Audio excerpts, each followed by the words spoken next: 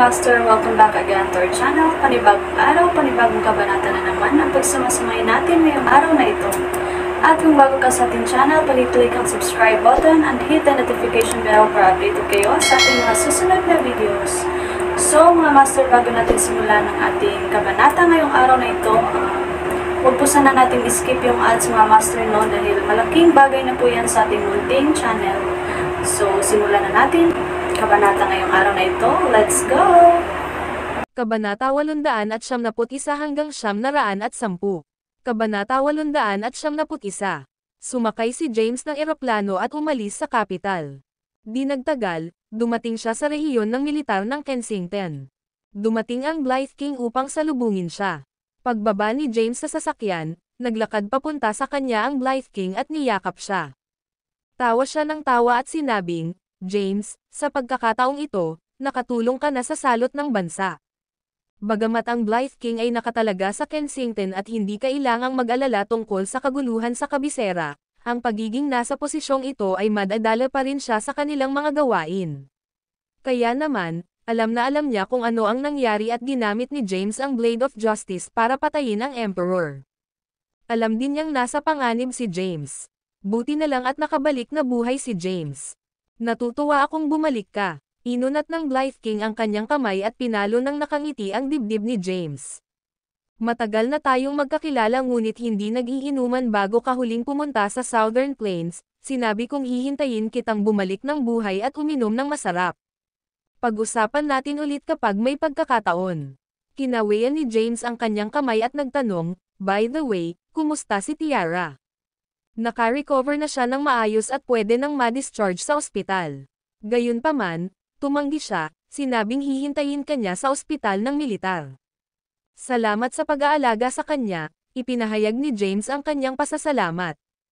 "Halika na, pauwi na kami. Bakit patuloy kang nagiging magalang?" Biglang may naalala si James at sinabing, "Oh, right, ipadala sa akin ang mga detalye ng mga sundalong namatay sa underground cavern at ang mga pangalan ng mga miyembro ng kanilang pamilya." Noon, 12 ng mga sundalo mula sa Blythe Army ang napatay habang tinutulungan siyang mahanap ang pangalawang volume ng medikal na libro. Nakonsensya pa rin si James dito at nangako sa kanilang libingan na protektahan ang kanilang pamilya. Kahit na hindi niya maprotektahan ang mga ito sa lahat ng bagay, gusto niyang masiguro man lang nila ang isang buhay na walang pag-aalala. Hindi bababa sa hindi nila kailangang tumakbo sa paligid na nag-aalala tungkol sa pagkain, paggising ng maaga, at pag-uwi ng huli upang bayaran ang kanilang mga utang sa kotse at mga mortgage. Sige, pagsang-ayon ng Blythe King. Bagamat nabayaran na ang mga pamilya ng sundalo, alam niyang hindi magiging komportable si James nang walang ginagawa para sa kanila. "Hihilingin ko kay Daniel na ipadala ang mga detalye sa iyo mamaya." Gumaling na ba si General Highsmith mula sa kanyang mga pinsala? "Oo, magaling siya. Sige, salamat. Titingnan ko muna si Tiara. Kukuha ako ng magpapadala sa iyo doon." Ang Blythe King ay tumawag sa telepono, at may kotseng lumapit sa kanila sa ilang sandali. Hindi na nagsalita pa si James at sumakay na sa sasakyan. Dinala ng sasakyang militar sina James at Maxine sa ospital. Hindi nagtagal, nakarating sila sa labas ng ospital ng militar. Naglakad si James papunta sa ward ni Tiara, at bago siya pumasok ay narinig niya ang tawanan ng ilang babae na nagmumula sa loob. Kumatok siya sa pinto. Parating na. Isang boses ang tumunog, na sinundan ng mga yabag. Maya-maya, bumukas ang pinto. Nakatayo sa kabilang side ang isang babaeng nakasuot ng pulang damit. Maganda siya na may balingkinitang figure. Si Quincy iyon. Nang makita niya si James, natigilan siya saglit ngunit mabilis na nanambalik ang sarili at tuwang-tuwa na napabulalas, "James, bumalik ka na. Pumasok ka dali." Pumasok si James sa ward. Nalaman niyang bukod kay Tiara ay may isa pang babae sa loob ng ward. Si Thea pala. Nabigla siya. Bakit nandito si Thea? "James," matamis na tawag ni Thea kay James nang makita siya. Binati rin siya ni Tiara, "James." Nang mapansin ni Thea si Maxine, sumimangot si Thea at nagtanong, "Bakit kasama mo si James, Maxine?" Nang marinig ito, parehong nagulat sina James at Maxine. Tumingin si Maxine kay Thea at sinabing, "Ikaw dapat si Thea." "Ako ay nasa kabisera at mula sa Cadence, ngunit hindi ko kailanman ipinakita ang aking sarili sa publiko. Paano mo nalaman, isang taga Kensington, ang tungkol sa akin? Oo, paano mo nalaman ang tungkol kay Maxine? Tanong ni James. Ang video na ito ay edited by Urban Storytelling. Kabanata 872. Natigilan si Thea. Hindi niya mahanap ang tamang mga salita para masagot ang mga ito. Matapos ang saglit na katahimikan, ngumiti siya at sinabing, balita ko may isang magandang babae mula kay Kaden na tinatawag na Maxine. Nakikita niya siya ngayon, tinutupad niya ang kanyang reputasyon. Narinig mo na ba ang tungkol sa akin? Nag-alinlangan si Maxine. Bukod sa kanilang pamilyang nagsagawa ng martial arts, hindi alam ng marami sa kabisera ang tungkol sa kanya. Kanino siya narinig ni Thea? Ibinaba naman ni James ang isyu. Tumingin siya kay Thea at nagtanong, bakit ka nandito? Nakangiting sabi ni Thea, si Tiara ay empleyado mo at lingkod ng mga kalahan. Nasaktan siya dahil sa iyo, kaya hindi naman dapat kakaiba na puntahan ko siya, di ba? Napatingin si James kay Quincy. Nagkibit balikat si Quincy at sinabing, huwag mo akong tingnan. Wala akong sinabi. Sa pagsasabing iyon, nilapitan niya si James at bamulong, nawala siya ng ilang araw at bumalik bilang isang ganap na ibang tao. Talaga, napatingin si James kay Thea nang may pagdududa. Nararamdaman din niya na tila kakaiba si Thea ngunit hindi niya matukoy kung ano ang kakaiba sa kanya. Bakit mo ako inaalala? Nakalabas na si Tiara. Lumabas tayo at magdiwang. Ngumiti ng malapad si Thea. Kalimutan mo na, may iba pa akong kailangang harapin. Nais ni James na hanapin ang mga miyembro ng pamilya ng mga namatay na sundalo at mabayaran sila ng mga kasamahan. Kung hindi, hindi niya malalampasan ang kanyang pagkakasala.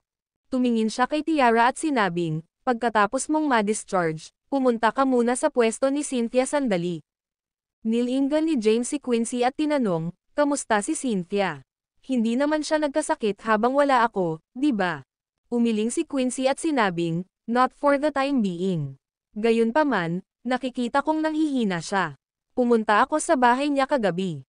Siya ay may AC sa pinakamataas na temperatura ngunit kailangan pa ring magsuot ng makapal na damit. Parang takot siya sa lamig. Pupunta ako at susuriin ko siya. Dati, walang paraan si James para gamutin si Cynthia. Maaari lamang siyang gumamit ng mga gamot para pansamantalang gamutin siya. Gayunpaman, matapos basahin ang pangalawang volume ng medikal na aklat, natutunan na niya ngayon ang crucifer at may tiwala sa pagpapagaling sa kanya. Sige, tumango si Quincy. Tanong ni James, kumusta ang sitwasyon sa kumpanya? At saka, kumusta ang Centennial Corporation? Sumagot si Quincy, mabilis ang paglaki ng Centennial Corporation kahit pagkamatay ng Emperor. Ang mga bagong gamot ay sunod-sunod na inilulunsad. Maayos din ang pag-unlad ng Masaya, ngunit isang gamot lang ang inilunsad namin. Ang Centennial Corporation ay mabilis pa ring lumalaki. Kumunat ang noo ni James. Ang emperador ang namamahala sa mga operasyon nito noon pa man. Ngayong patay na siya, nakahanap na ba ng kapalit si Mr. Gabriel? Marahang minasahe ni James ang kanyang mga templo.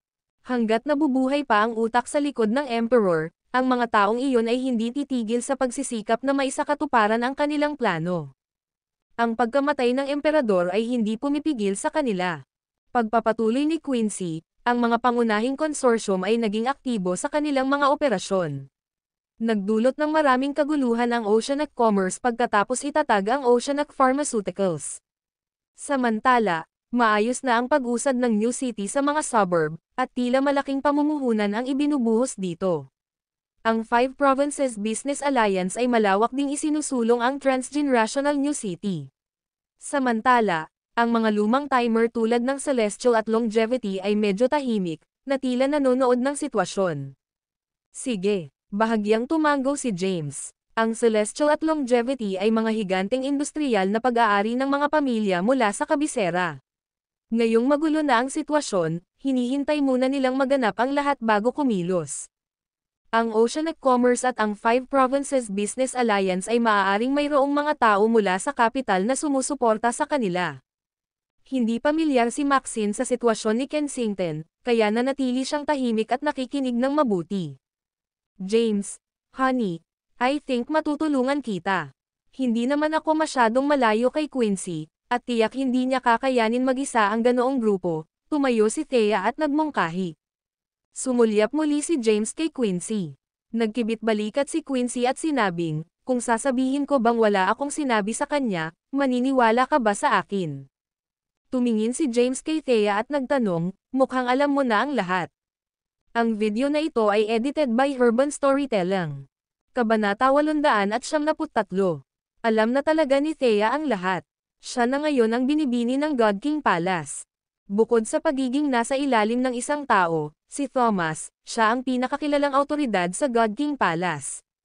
Maging ang 4 na dakilang tagapagtanggol ay nasa ilalim ng kanyang pamumuno. Gayunpaman, paulit-ulit siyang binalaan ni Thomas na huwag ibunyag ang impormasyon sa iba, lalo na kay James. May access si Thea sa kinaroroonan ni James nitong mga nakaraang araw at gusto siyang tulungan. With a pleading expression on her pretty face, she said, "Honey, let me help you. Hindi naman ako inutil at medyo may kakayahan din ako." Anong alam mo? Napatingin si James kay Thea na nakakunot ang noo. Ako, nag-aalangan si Thea. Gusto niyang sabihin sa kanya ang totoo ngunit hindi niya magawa. Ibinaba ni Thea ang ulo at bamulong, may nagleak ng impormasyon sa akin. WHO? Tanong ni James. Hindi ako sigurado. Umiling si Thea. Hindi ko kilala ang tao o kung bakit niya ipinahayag sa akin ang mga bagay na iyon. Ganun ba? Nagdududa si James sa sagot niya. Sino kaya ang nakakaalam tungkol sa akin, at bakit nila sasabihin kay Thea? Naisip ni James.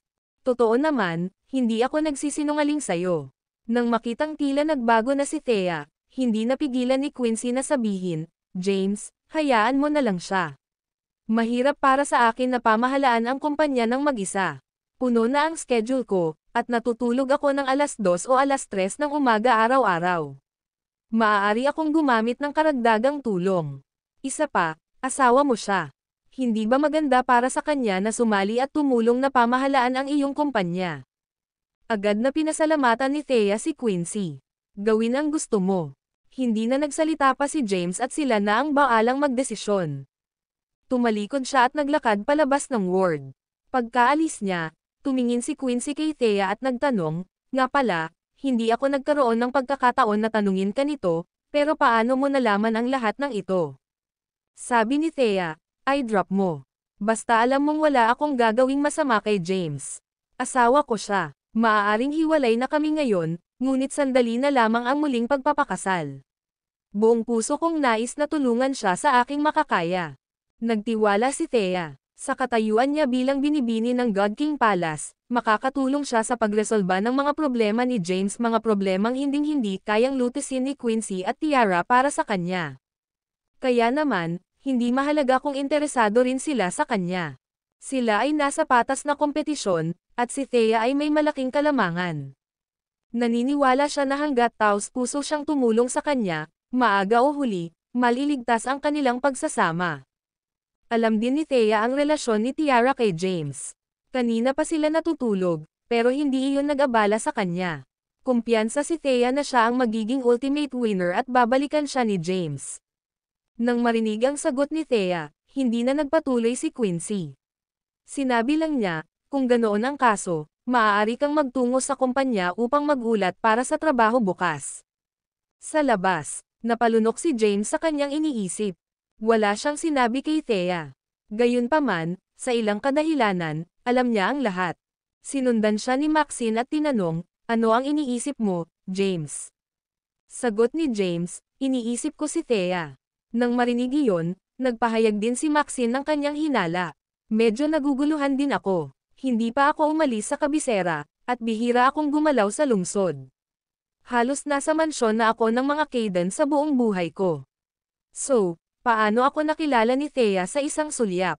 Oo, tumanggol si James. Higit pa rito, alam niya kung ano ang nangyari sa kabisera, kasama na ang insidente ng pagkakahuli sa akin ng mga Johnston.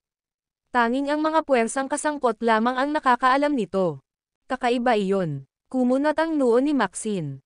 Kalimutan mo na. Umiling si James at inalis ang iniisip. Pagkatapos, umalis siya sa ospital ng militar. Pagkalabas ng inpatient department, Nakita niya ang isang medyo may edad na lalaki na naglalakad sa may entrance.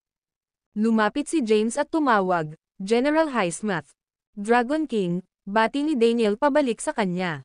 Kinawayan ni James ang kanyang kamay at sinabing, "Cut the formalities. Sa relasyon natin, hindi mo na ako kailangang tawagin ng ganyan. Kailangan ko pa ring sumunod sa hierarchy ng militar. Kahit anong mangyari, mas mataas pa rin ang posisyon mo kaysa sa akin." "Sige, dinala mo ba ang impormasyong hiniling ko?" Ang video na ito ay edited by Herban Storytelling. Kabanata 874. "Oo." Tumanggo si Daniel at sinabing, "I'll send you an email immediately." Suriin kung natanggap mo ito. Kinuha niya ang kanyang telepono, binuksan ang mailbox, at ipinadala ang impormasyon kay James. "Dapat itigil mo na ang pagsisisi sa sarili mo sa nangyari. Ito ang kanilang tungkulin bilang mga sundalo. Kahit na isinakripisyo nila ang kanilang sarili, iniligtas nila ang iyong buhay. Ngayong naalis mo na ang emperador, sigurado akong makakapagpapahinga na sila ng mapayapa." Umiling si James at sinabing, "Iba naman. Namatay sila dahil sa aking mga personal na gawain. Utang ko sa kanila." Hindi na nagsalita pa si Daniel. Alam niyang walang silbi ang gagawin niya. Kinuha ni James ang phone niya at nakita ang email. Binuksan niya ito at binasa ang profile information ng mga sundalo. Pagkatapos, tinawagan niya si Quincy. "Anong problema, James? May nangyari ba?" Ang boses ni Quincy ay ipinadala sa pamamagitan ng telepono. Tanong ni James, "May personal ka bang ipon? Pahiramin kita ng pera." "Magkano?" Mabilis na nagkalkula si James sa kanyang isip. Mabayaran ang bawat sundalo ng 10 milyong dolyar, kinakailangan niya ng halos 500 milyon para sa mga pamilya ng 46 na sundalo. "Kailangan ko ng halos 500 milyong dolyar. Sa tingin mo ATM ako? Sigurado kang matapang na humingi ng ganoong kalaking halaga." "Mayroon akong sapat." Boses ni Thea mula sa telepono, "Honey, ililipat ko agad ang pera sa iyo." Dati, binigyan ni James si Thea ng malaking halaga. Ngayon, nasa tabi niya si Quincy at narinig si James na humihingi ng pera. Kaagad, ibinukan niya ang kanyang bibig at inalok ang pera sa kanya.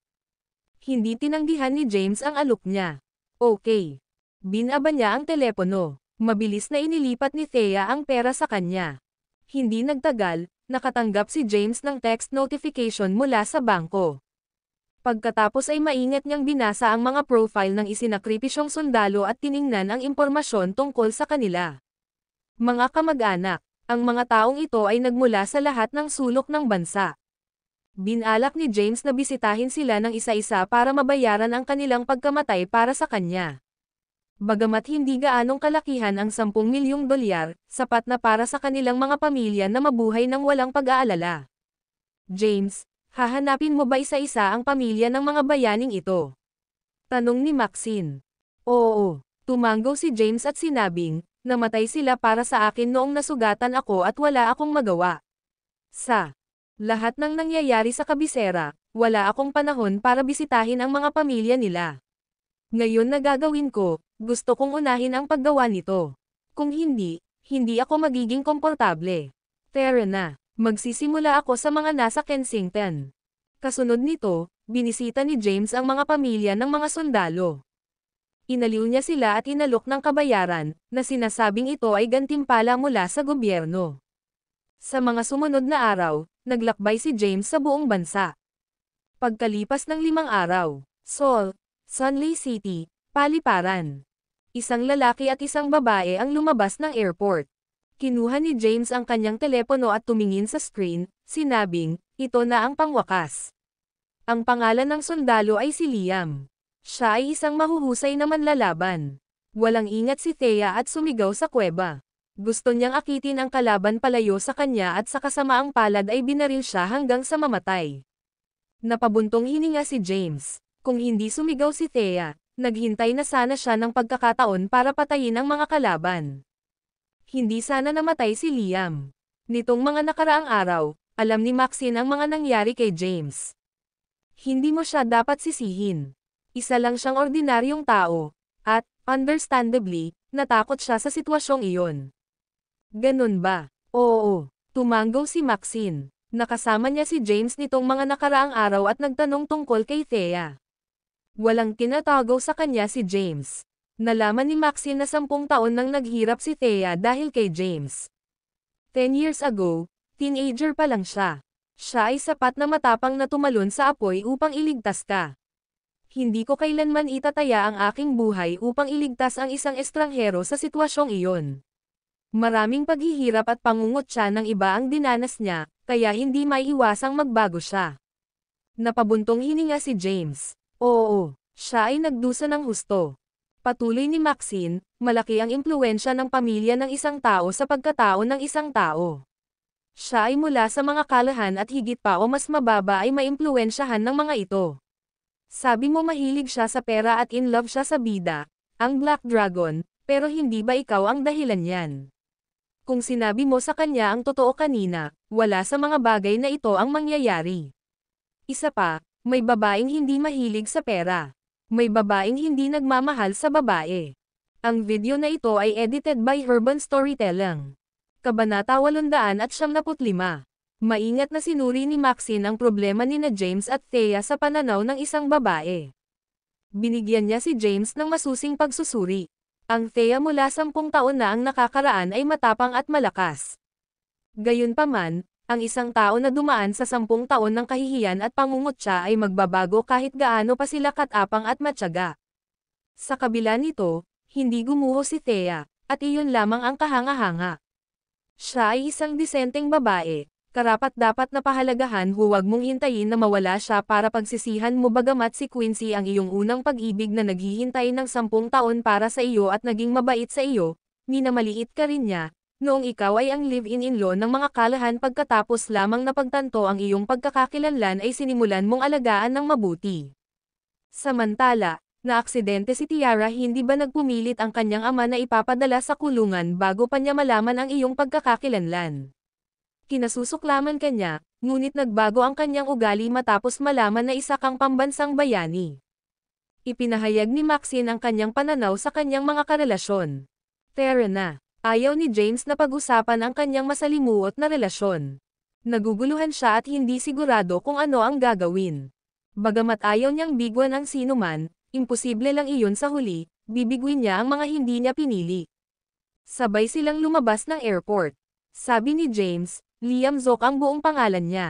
Ang kanyang mga magulang ay namatay sa isang aksidente sa sasakyan noong siya ay bata pa. Ayon sa impormasyon, siya ay may 17 taong gulang na nakababatang kapatid na babae. Ang kanyang ay Yvette Zook, at siya ay isang 3 taon na estudyante sa Sunley High paaralan. Sagot ni Maxine, sige. Pagkatapos, punta tayo sa Sunley High School. Ma'am, tumango si James. Pagkalabas ng airport, nakita ni James na malinaw na ito. Walang tao sa labas maliban sa kanilang sasakyang militar. Ang taong nakatayo sa harap ay isang nasa katanghaliang gulang na lalaki na nakauniporme ng militar na may 1-star badge sa kanyang balikat.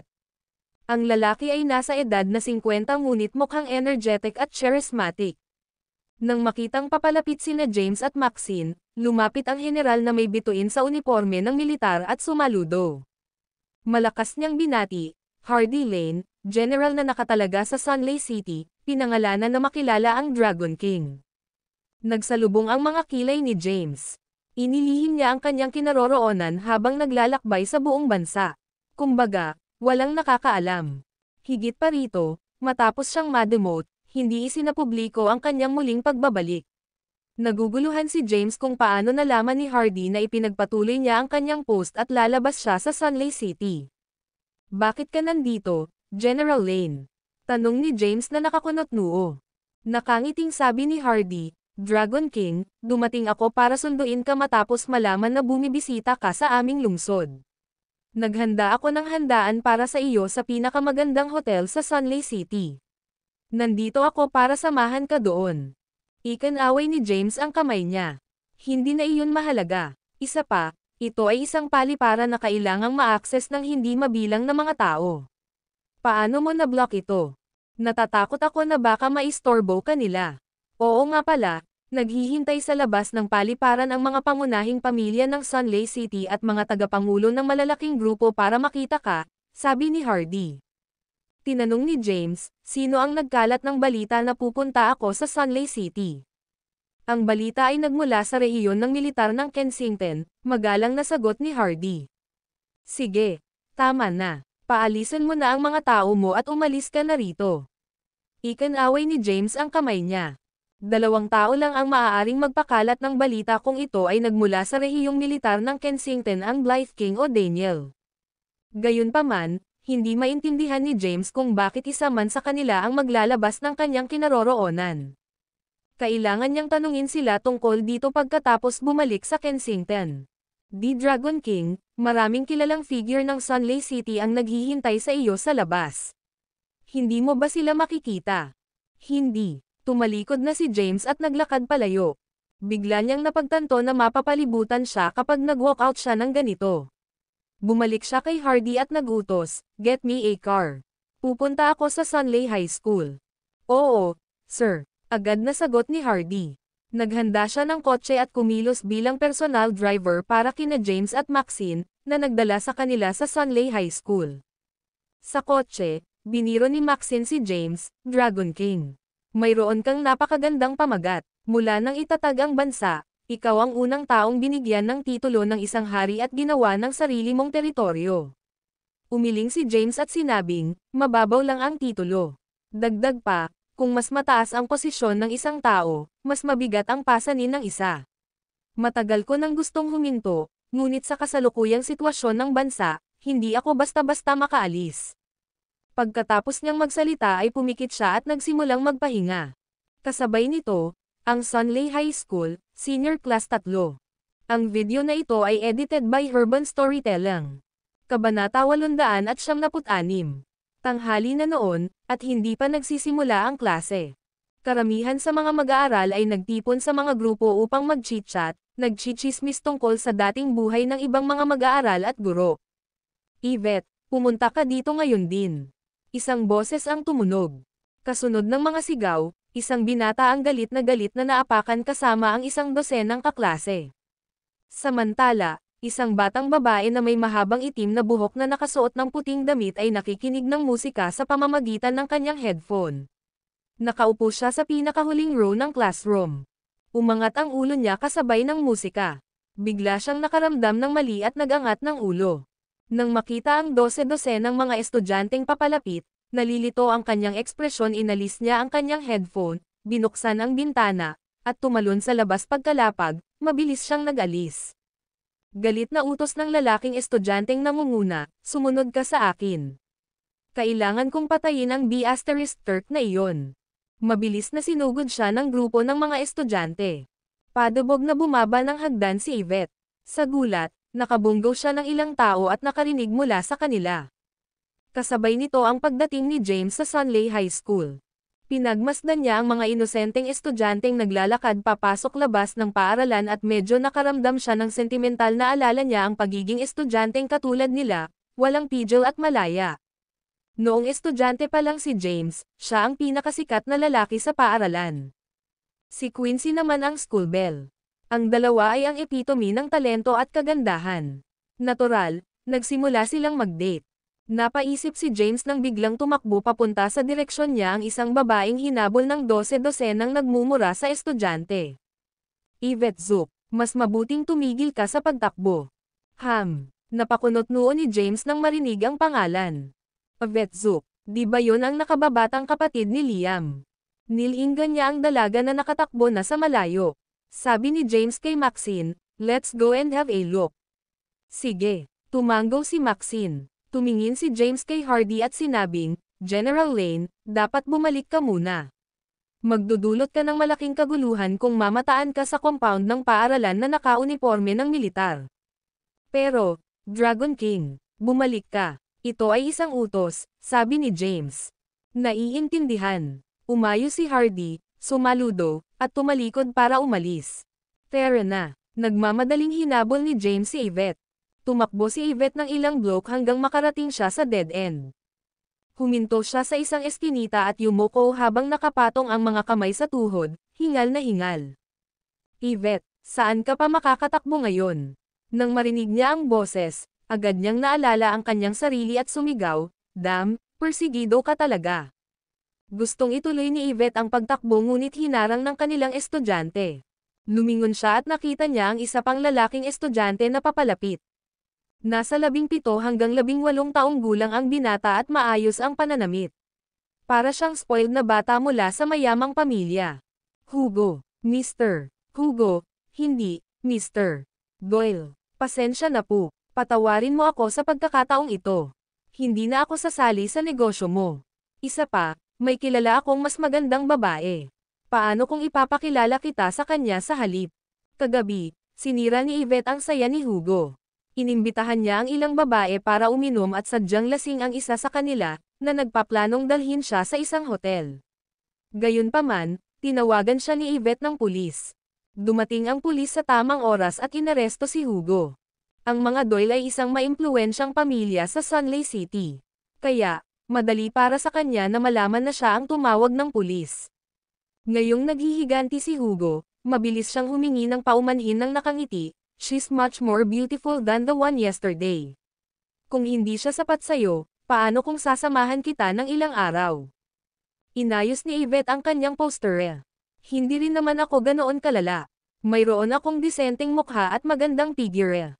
Bagamat siya ay kumikilos na parang sumusuko, ang kanyang mga mata ay iniskan ang kanyang paligid para sa isang pagkakataon upang makita. Ang video na ito ay edited by Urban Storytelling. Kabanata 877. Alam ni Yvette ang karakter ni Hugo. Siya ay isang bully sa paaralan na nag-recruit ng isang grupo ng mga estudyante at patuloy na ipinagmamalaki ang kanyang kapangyarihan. Alam ni Yvette na siya ay mahihirapan kapag nahulog siya sa kanyang mga kamay.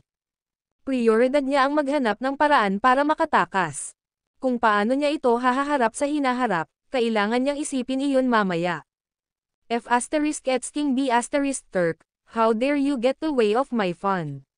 Sigaw ni Hugo habang galit na inis kanya ang mukha at figure ni Yvette. Maganda nga siya at nasiyahan siya. Sa nakikita mong sincere ka, bibigyan kita ng pagkakataon na pasayahin ako, patatawarin kita kung mapasaya mo ako. Sure thing, Mr. Doyle, ngumiti ng husto si Yvette. Pagkasabi nito ay agad niyang tinulak ang isa sa mga lalaking estudyante at tumakbo palayo. Sa kasamaang palad, hindi niya nalampasan ang isang grupo ng mga lalaki at halos nahuli na agad. Hinayla nila siya sa kanyang buhok at idiniin siya sa isang pader. Lumapit si Hugo, hinayla ang kanyang buhok, at sinampal ang kanyang mukha, nagmumura. "Hindi mo ba ako narinig? How dare you play dirty tricks on me? Sige, subukan tumakas ngayon." Buong lakas niya itong hinampas, isang pulang marka ang agad na bumungad sa mukha ni Yvette at tumulo ang dugo sa labi nito. Bahagyang nahihilo ang sampal nito at ilang sandali pa ay hindi na siya nakabalik sa kanyang katinoan. Makalipas ang ilang segundo, sa wakas ay pumasok na ang realization. Mr. Doyle, I'm sorry, please let me off the hook this time." Huli na para humingi ng tawad. "Ay, drag mo siya. Anong ginagawa mo?" Isang galit na boses ang narinig. Lumapit sina James at Maxine. Tumingin si Hugo at nakita si James. Pagkatapos, dama po ang tingin niya kay Maxine. Agad namang nagningning ang mga mata niya. Bagamat siya ay 18 taong gulang na mag-aaral sa high school, siya ay hindi kapani-pani walang may sapat na gulang. Nagkaroon siya ng unang pakikipagtalik sa isang babaeng estudyante sa junior high at ngayon, nakaipon na siya ng ilang taon ng karanasan sa sex. Sa nakalipas na ilang taon, nakipagrelasyon lang siya sa mga batang babae sa edad niya at hindi pa niya ito sinubukan sa isang sexy at mature na babae. Si Maxine ay isang diyosa level na kagandahan. Siya ay may payat na binti, mahabang itim na buhok, at may hubog na figure. Ang paningin sa kanya ay natukso ng husto. Lumakad siya ng may nakakalokong ngiti. "Hello, maganda. Ang pangalan ko ay Hugo Doyle. Ang aking ama ay ang chairman ng Marian Group, at ang mga ari-arian ng aking pamilya ay umaabot sa 10 bilyon. Kung magiging manliligaw kita, ginagarantiyahan kita ng walang katapusang karangalan at kayamanan." Ha! Humagalpak ng tawa si Maxine. Ito ang unang taong matapang na nanligaw sa kanya sa buong buhay niya. Higit pa rito, siya ay isang immature brat. Sumulyap si James kay Hugo at itinuro si Yvette, na nakahawak sa kanyang buhok, at sinabing, "Bitawan mo siya. Hindi ka dapat nakikialam, B** starred. I'll give you a chance to live, or else I'll break your legs, marahas na banta ni Hugo. Hindi gustong saktan ni James ang mga estudyante. Gayunpaman, sila ay walang pakundangan at magiging kasuklam-suklam sa mga tao kung hindi sila tinuturuan ng leksyon. Nanatili ang mga mata ni Hugo kay Maxine. Pinagmasdan niya ang perpektong mukha at malalaki nitong dibdib. Napalunok siya ng laway, lumakad, at inabot niya ang kamay niya. Marahang itinaas ni Maxine ang kamay at itinulak siya palayo. Ang kanyang tila malambot na palad ay nakakatakot na malakas. Napaatras si Hugo ng ilang metro, at nahulog siya sa lupa. How dare you fight back? Guys, kunin mo siya. Galit na galit si Hugo. Lumapit si agresibong kay Maxine ang mga kasamang estudyante. James, kailangan ko ba talagang saktan ang mga estudyanteng ito? Napangiti si Maxine. Medyo hindi nararapat na hawakan ko rin sila. Kung may lumabas na balita, hindi ba ako pagtatawanan ng mga tao? Sagot ni James. Nagpalitan ng kalmadong pag-uusap ang dalawa. Si Hugo ay nakaramdam ng hindi kapani-paniwalang insulto at bumangon mula sa lupa. Who dare you look down on me? Naglabas siya ng switchblade, lumakad ng marahas, at itinutok ito kay Maxine. Tapos, malamig na banta niya, how dare you hit and look down on me? Sisirain kita. Matapos maglabas ng mga pagbabanta, inihagis ni Hugo ang kanyang switchblade sa mukha ni Maxine. Ang video na ito ay edited by Urban Storytelling. Kabanata 878. Agad namang inabot ni James at hinawakan ang palso ni Hugo. Nagpumigla si Hugo ngunit hindi makawala. Namula agad ang mukha niya dahil sa kahihiyan, at sumigaw siya ng, "Bitawan mo ako, B** starred. Binitawan siya ni James pero itinaas niya ang paa niya para sipin siya. Lumipad si Hugo ng ilang metro, at ang kanyang katawan ay bumagsak sa lupa. Napaungol siya sa sakit. Ang kanyang mga pagsunod ay nabigla sa eksena. Masyadong malakas ang kalaban nila. Bakit nakatayo pa rin kayo dyan? Atakihin at patayin siya, sigaw ni Hugo mula sa lupa. Mabilis na bumalik sa katinoan ang ibang mga estudyante at inilabas ang kanilang mga switchblade para takutin si James. Gayunpaman, biglang sumugod si James sa kanila. Makalipas ang ilang segundo, lahat ng mga estudyante ay nakahandusay sa lupa, sumisigaw sa sakit. Tumingin si Maxine kay James na may kakaibang ekspresyon at naisip, siya ay isang mahusay na mandirigma na gawa niyang pabagsakin ang napakaraming tao ng napakadali. Salamat. Nagpasalamat si Yvette at tumalikod na para umalis. Sandali lang. Ikaw si Yvette Zook, tama ba? Pinigilan siya ni James. Lumingon si Yvette at tinignan si James nang may hinala. Kilala mo ba ako? Lumapit si James at sinabing, ako ang kasama ng iyong kapatid sa shopping mode sa hukbo. Oh, no wonder na magaling ka sa pakikipaglaban. Pero, patay na ang shopping mode kong kapatid. Bakit mo ako hinahanap? Noong nakaraan, nakipag-ugnayan sa kanya ang mga tauhan ng militar at ipinaalam sa kanya na ang kanyang kapatid ay namatay sa isang misyon. Binigyan din siya ng malaking halaga ng kabayaran. Kahit sa mga huling sandali niya, nag-alala ang kapatid mo sa iyo. Hiniling niya sa akin na alagaan ka. Tumingin si James sa babaeng nasa harapan niya at sinabing, kung may kailangan ka, sige sabihin mo sa akin. Gagawin ko ang lahat para matulungan ka. Tinitigan ni Yvette si James. Parang pamilyar siya, ngunit hindi niya matandaan kung saan niya siya nakita. Maya-maya, bakas sa mukha niya ang pagtataka. Tanong niya, ikaw ba si James? Nakilala niya siya. Ang lalaking ito ay ang Black Dragon, ang commander ng Black Dragon Army. Nakatayo sa harapan niya ang Soulswar God. Ilang oras na ang nakalipas, puspusan ang balita ng kanyang mga krimen, at napanood pa niya ang live na broadcast ng pampublikong paglilitis ni James. No wonder parang pamilyar siya. Tumango si James. Ikaw talaga James. Ikaw ang aming pambansang bayani, ang Diyos ng digmaan. Napakarami mong pinag-uusapan noon ng kapatid kong shopping mode. Excited si Yvette. Mabilis siyang lumapit sa kanya, kumuha ng panulat, at itinaas ang kanyang damit, sumisigaw ng tuwang-tuwa. Bilisan mo, pirmahan mo ako. Nakakatuwa si James. Lagda, hindi ako celebrity. Sa kabila nito, kinuha pa rin niya ang panulat mula sa kanya at pinirmahan ang kanyang pangalan sa puting damit nito. Sa sandaling iyon, si Hugo at ang iba pang mga estudyante na natamba ay unti-unting bumangon sa lupa. Pagbabante ni Hugo, B***starred ka. Tatandaan kita. Wait lang. Hindi pa ito tapos. Matapos maglabas ng masasakit na salita, pinalayo niya ang kanyang kahabag-habag na grupo. Hindi pinansin ni James si Hugo. Pagkatapos pumirma, ibinalik niya ang panulat kay Yvette. Biglang lumapit si Yvette kay James, tumayo malapit sa kanya, at kinuha ang kanyang phone para kumuha ng ilang litrato. Nang makitang hindi tumanggi si James, mas lumakas ang loob niya. Iniabot ni Yvette ang kanyang mga kamay sa balikat ni James at nag-snap ng ilang selfies. Pagkaraan ng ilang sandali, ibinigay niya ang telepono kay James at sinabing, "James, pwede ka bang kumuha ng ilang larawan?" Kinuha ni James ang phone. Habang hawak niya ang telepono, ipinulupot ni Yvette ang kanyang mga braso sa kanyang leeg at ang kanyang mga paa sa kanyang baywang. Siya ay halos nakabitin sa kanya. Natigilan si James. Gayunpaman, itinaas pa rin niya ang telepono at nag-selfie pa ng ilang beses. Sa wakas ay nasiyahan si Yvette. Tiningnan niya ang mga litrato sa kanyang telepono at masayang ngumiti. Ang video na ito ay edited by Urban Storytelling. Kabanata 879. 12 ng mga selfie si Yvette kasama si James nang makilala siya. Sa huling ilang, siya ay halos nakabitin sa kanyang katawan. Nakakatawa at intimate din ang pose. Oh, tama. Pagkatapos mag-selfie, biglang may naalala si Yvette at nagtanong, "Bakit mo ako hinahanap?" "Nandito ako dahil sa kapatid mo."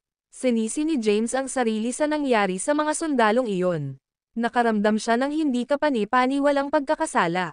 Nakipag-ugnayan na siya sa pamilya ng mga sundalo at ipinaliwanag ang sitwasyon. Pumayag din siyang tuparin ang halos lahat ng kanilang mga gamit. "Maghanap tayo ng mauupuan at mag-usap." "Okay." Tumanggo si Yvette. Sabay na umalis silang tatlo. Malapit sa Sunley High School, isang cafe. Umupo sila sa isang private room. Nagsimulang ipaliwanag ni James ang tunay na nangyari sa kuweba. "Namatay ang kapatid mo dahil sa akin. Pinuntahan kita dahil gusto kong malaman kung may magagawa ba ako para matulungan ka." Huff. Bumantong hininga si Yvette. "Ang aking kapatid ay naging magaspang mula pa noong siya ay bata. Napilitan siyang huminto sa junior high at magsisimulang magtrabaho upang suportahan kami. Pagkatapos, sumama siya sa hukbo at halos hindi na umuwi. Kaya bihira ko siyang makita. Ang huling pagkakataon na nakita ko siya ay halos ilang taon na ang nakalipas." Matapos malaman na namatay ang kanyang kapatid sa isang misyon, nalungkot si Yvette at hindi kumain ng ilang araw. Gayunpaman, hinarap na niya ang kanyang kalungkutan.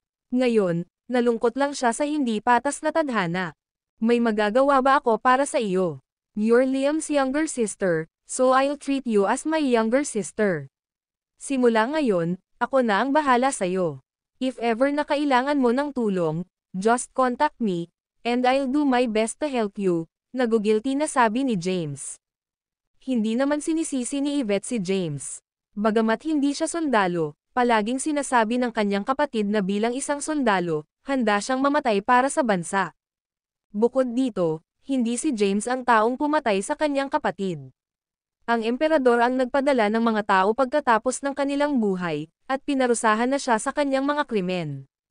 "Wala akong kailangan. Sapat na ang kabayaran ng gobyerno para mabuhay ako hanggang sa makatapos ako ng kolehiyo," marahang umiling si Yvette.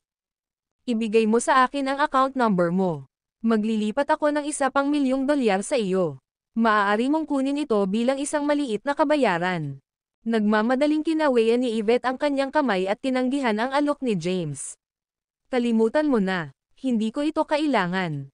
Tumayo siya at ikanaway ang kanyang mga kamay, ginagaya ang paghawak ng espada, at nakangiting sinabi, "Nagulat ang mundo sa pagkamatay ni Emperador." Ang Black Shadow General ng Southern Plains ay nagpahayag na may isang tao, ginamit ang Blade of Justice para patayin siya. "Alam ko na ang Black Dragon ang tanging tao na maaaring humawak ng sandata na iyon. Sana ay manatiling tapat sa iyong moral at hindi magiging isang taksil na paghawak. Pagkatapos, ang aking kapatid ay magpapahinga sa kapayapaan." Kumaway si Yvette at umalis na nakangiti. Pagkatalikod niya ay agad na tumulo ang luha niya. Sa harap ni James, nagpanggap siyang malakas. Gayunpaman, Nawalan siya ng nag-iisang kamag-anak at hindi man lang siya nakita sa huling pagkakataon. Ibinalik lamang ng militar ang kanyang larawan sa libing. Isang kasinungalingan ang sinasabing hindi siya nagdadalamati. Ang batang babae na ito ay hindi kapani-paniwalang mature. Sabi ni Maxine, na nanatiling tahimik buong oras, pagkaalis ni Yvette. Bata pa siya pero hindi tinutokso ng pera. Ang 10 milyong dolyar ay hindi isang halaga na maaaring makuha ng mga ordinaryong tao sa kanilang buhay. Gayunpaman, tumanggi siyang tanggapin ito. Tumango si James at sinabing, siya ay isang magandang babae. Tara na, dapat umalis na rin tayo. Tumayo ang dalawa at naghanda ng umalis. Pagkatayo nila ay mabilis na tumakbo pabalik si Yvette at nagtago sa likod ni James. Hindi nagtagal, isang malakas na sigaw ang tumunog, saan ka maaaring magtago? Kasunod ng boses, isang binata ang pumasok sa kafe. Ito ay si Hugo, yung lalaking estudyanteng nabugbog kanina. May kasama siyang ilang matipunong lalaki. Sila ang mga bodyguard ng mga Doyle. Ang video na ito ay edited by Urban Storytelling. Kabanata 900. Matapos bugbugin, agad na tumawag si Hugo sa bahay para sa kanyang mga bodyguard na pumunta at suportahan siya. Ang mga bodyguard ng kanyang pamilya ay pawang mahusay na mandirigma, at bawat isa sa kanila ay kayang harapin ang higit sa 100 tao ng mag-isa. Kahit gaano pa kahusay ang isang mandirigma na si James, papaluhod siya at humingi ng awa. Pumasok si Hugo, pinandilatan si James, at itinuro ang lupa, hinihingi, ****. Lumuhad ka kaagad, at bibitawan kita, kung hindi. Nagtago si Yvette sa likod ni James at bamulong, he's from the Doyles. They're quite an influential family in Sunley City and have assets worth 10 of billions. They're involved in both legal and illegal businesses. Bahagyang tumango si James. Alam niyang patuloy na guguluhin ni Hugo si Yvette kung aalis siya nang hindi neresolba ang usapan. Walang silbi kung bugbugin muli si Hugo dahil susubukan pa rin niyang makaganti pagkatapos umalis ni James sa lungsod. Kailangan niyang tawagan ang ama ni Hugo. Pagbaba niya sa eroplano, sinabi sa kanya ni Hardy na may ilang mayayamang tao mula sa Sunley City na naghihintay sa labas ng airport para salubungin siya. Gayunpaman, wala siyang numero ni Hardy. Mahinahon niyang kinuha ang kanyang telepono at tinawagan ang Blythe King para hingin ang numero ni Hardy. Matapos marinig ang usapan ni James, si Hugo ay sumimangot, walang silbi ang paghingi ng tulong. Atakihin mo siya. Kasunod ng kanyang utos, ang kanilang mapupunong lalaki ay agad na sumugod kay James at ibinaba ang kanilang mga kamao. James, lumaban ka, bugbugin mo sila. Tila nag-e-enjoy si Yvette sa eksena habang nagtatago sa likod ni James na masiglang sumisigaw. Ibang-iba ang ugali niya sa mature girl na ilang sandali lang ang nakalipas. Ngayon, para siyang rebeldeng teenager. Napatingin si James sa mga bodyguard. Ikinuyom ng isa ang kamao at inihampas ito kay James, galit na sumisigaw, *****. Lumuhad ka at humingi ng tawad sa kanya. Itinaas niya ang kanyang kamay at mabilis na hinarang ni James ang pag-atake habang nagpapakawala ng kaunting puwersa. Napaatras ng lakas ang matipunong lalaki. Pagkatapos, mabilis na hamampas ulit si James. Agad na natamba ang mga kasamang bodyguard. Ang kafe ay malapit sa paaralan, kaya maraming estudyante ang naruroon sa loob. Nang makitang may nagaganap na away, mabilis silang umatras sa malayo. Bahagyang natakot si Hugo nang makitang itinumba ang kanyang mga bodyguard, unti-unti siyang umatras at sinabing, huwag kang lalapit sa akin. Dahan-daang naglakad si James. Napaatras tuloy si Hugo at dahan-daang lumabas ng private room. Umaatras, nataman niya ang isang mesa sa habang pangkalahatang bulwagan at nahulog sa lupa. Lumapit si James, humila ng isang bench, at umupo. Pagkatapos, kinuha niya ang kanyang telepono, tinawagan si Hardy, at nagtanong ng dominante, may Doyle ba ang Sunley City? Tuwang-tuwang sagot ni Hardy pagkatanggap ng tawag ni James, iye. Gusto mo bang makilala si Timothy Doyle? Sabihin mo sa kanya na pumunta ka agad sa Sunley High School. Ang kanyang anak ay nagdulot ng gulo. Nagulat si Hardy at natahimik ng ilang segundo. Naalala niya tuloy ang kanyang sarili at sinabing, naiintindihan. Aabisuhan ko siya kaagad. Tumayo si Hugo mula sa lupa. Sinaman niya ng tingin si James at tumawa ng masama. You're calling me dad. B****, kilala mo ba kung sino ang tatay ko? Sino ka para papuntahin ang tatay ko dito ng isang tawag lang? Ngumiti nang walang pakialam si James. Hindi siya interesadong makipag-usap sa isang brat at hinintay lang na dumating si Timothy. Inilabas ni Yvette ang kanyang telepono at kinuhanan ng litrato ang eksena.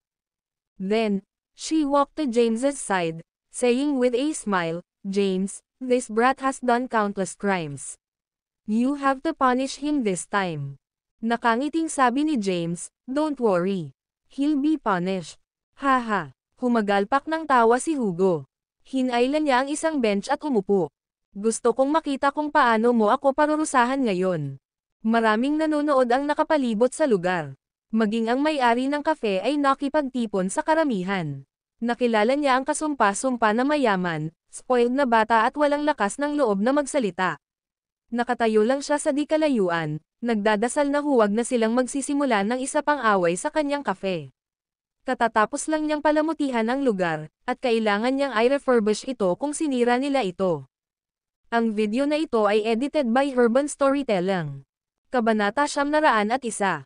Hindi nalihim ang pagkakakilanlan ni James dahil nalantad ito sa pangkalahatang paglilitis.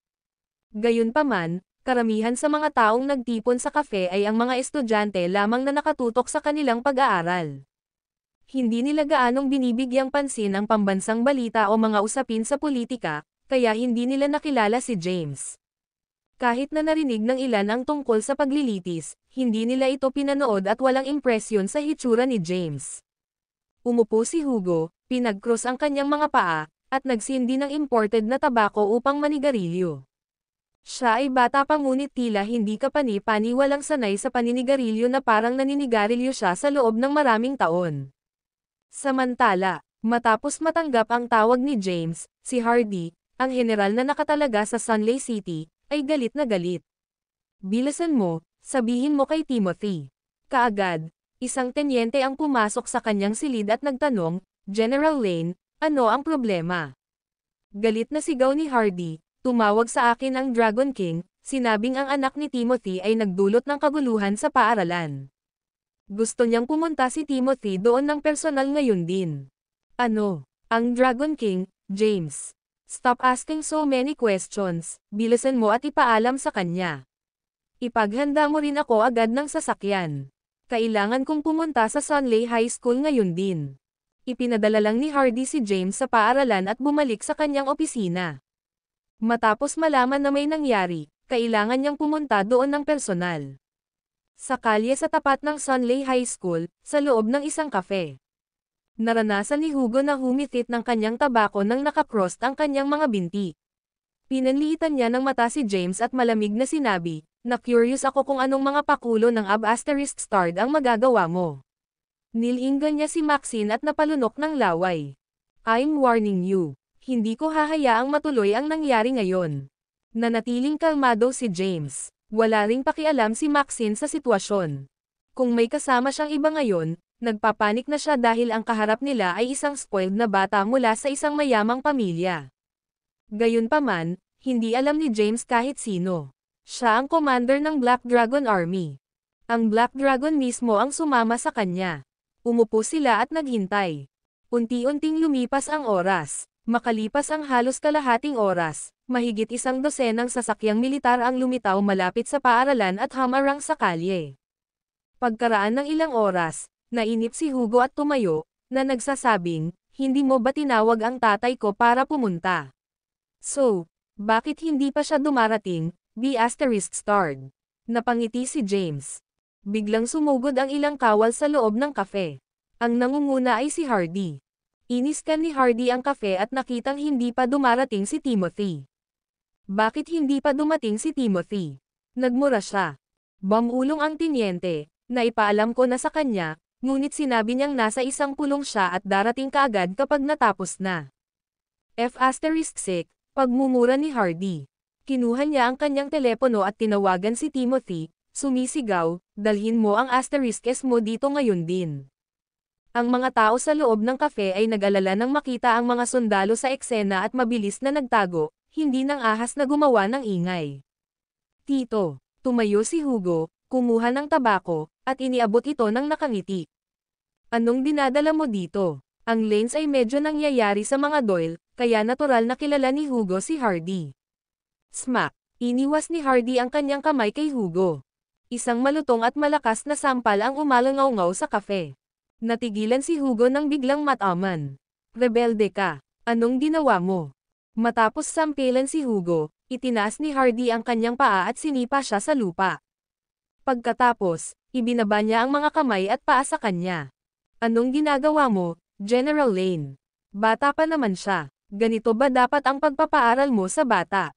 Pinigilan siya ni James. Mabilis na lumapit si Hardy at magalang na nagtanong, "The Dragon King, ano ang ginawa nitong suwail na bata?" Dragon King. Ang video na ito ay edited by Urban Storytelling. Kabanata 902. Nagulat ang may-ari ng kafe at ang mga estudyanteng naruroon. Ang taong ito ay isang one-star general. Bakit niya ginagalang ang taong nasa harapan niya? Maraming nanonood ang napalingon kay James.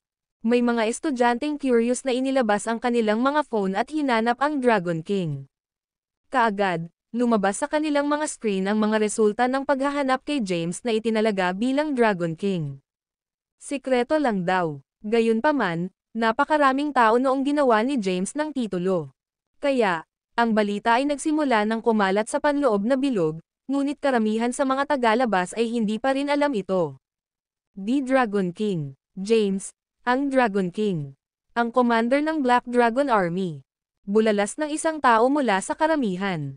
Nalantad sa isang iglap ang pagkakakilanlan ni James. Lahat ay napatingin sa kanya na nagtataka. Nagulat si Hugo pagkatapos ng pambubugbog. Bumangon siya sa lupa at tinakpan ang mukha niyang nabugbog, sinabing, "Tito, ako po, Hugo. Bakit mo ako sinaktan?" Hindi niya maintindihan ang nangyari at naguguluhan pa rin kung bakit siya nataman. Sigaw ni Hardy, "You dumb asterisk S. Bilisan mo, lumuhag ka." Nagulat si Hugo sa kanyang dagandong. Ang mga binti ni Hugo ay agad na naging goma, at ang kanyang mga tuhod ay bumagsak sa lupa. Lumingon si Hardy kay James at ngumiti ng paumanhin. "Dragon King, ano bang ginawa ng batang ito?" Tumingin si James kay Yvette sa tabi niya at sinabing, "Go ahead." Sa pag-alalay sa kanya ni James, hindi natatakot si Yvette sa anuman. Agad niyang sinabi, "Kagabi, nag-imbita siya ng ilang babae na magkaraoke at sinadya niyang lasing ang isa sa kanila, planong dalhin siya sa isang hotel. Nabangga ko siya at tumawag ng pulis. Naaresto siya pero kahit papaano ay nalaman niya, na ako ang tumawag sa kanya ng mga pulis. Tapos, naghiganti siya sa akin sa school ngayon." Walang pakialam na sinabi ni James, mukhang hindi rin malinis ang mga puwersa ng Sunley City. Dapat mayroong ilang saway sa pagitan ng mga opisyal at negosyante. Agad na sinabi ni Hardy, "Iimbestigahan namin ito. Iimbestigahan namin ng maigi at hindi hahayaang makatakas sa parusa ang sinumang sangkot."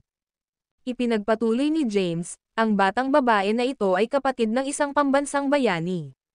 Namatay ang kanyang kapatid sa tungkulin, at partikular na binisita ko siya. Ngunit hindi ko inaasahan ang maraming bagay na mangyayari. Ayokong maging siya, binyantaan o binubuli muli pagkatapos kong umalis sa lungsod na ito. Mabilis na tiniyak ni Hardy sa kanya, "Huwag kang mag-alala, Ginoo. Mula ngayon, ituturo ko siyang parang nakababatang kapatid na babae. Kung sino man ang maglakas loob na mang-aapi sa kanya ay gagawa ng kaaway sa akin. Ikaw ay dapat na isang napakakahangahangang general para walang sino mang maglakas loob na sumalungat sa iyo." Tinitigan ni James ng makahulugang tingin si Hardy. Galit na binago ni Hardy ang kanyang mga salita. "Hindi yan ang ibig kong sabihin.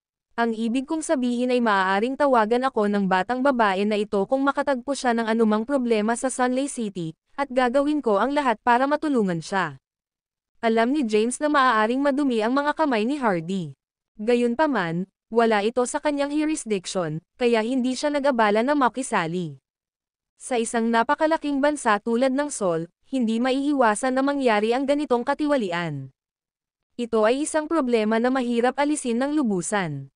Ang tanging magagawa niya ay hinihiling sa hari na magpadala ng mag-iimbestiga kapag nagkaroon siya ng pagkakataong makabalik sa kabisera.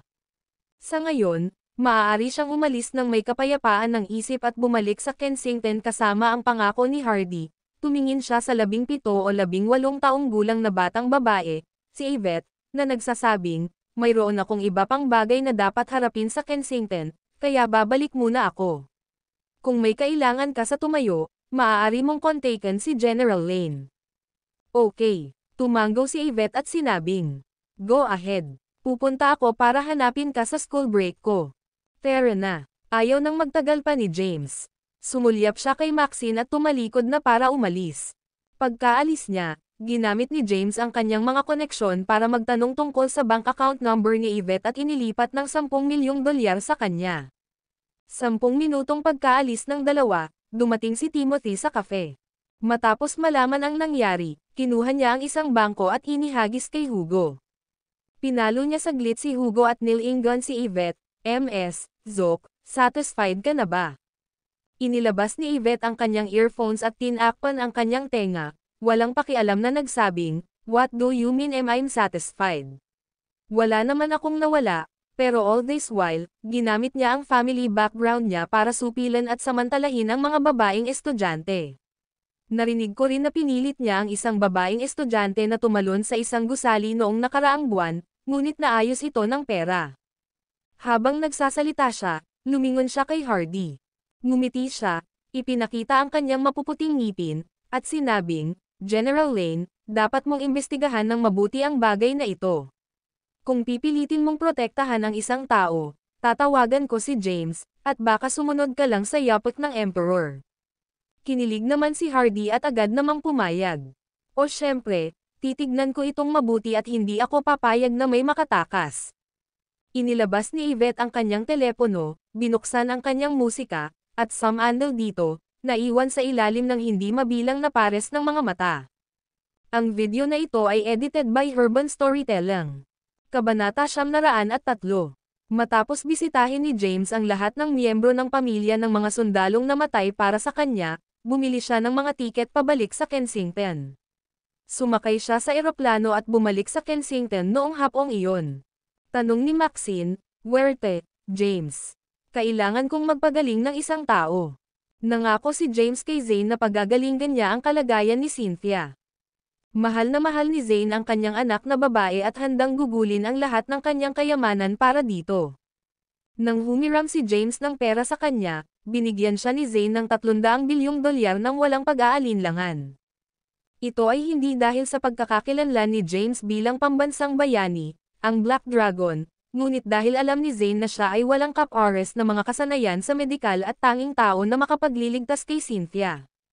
Pagkalabas ng airport ay pumara ng taxi si James at dumiretso sa bahay ni Cynthia.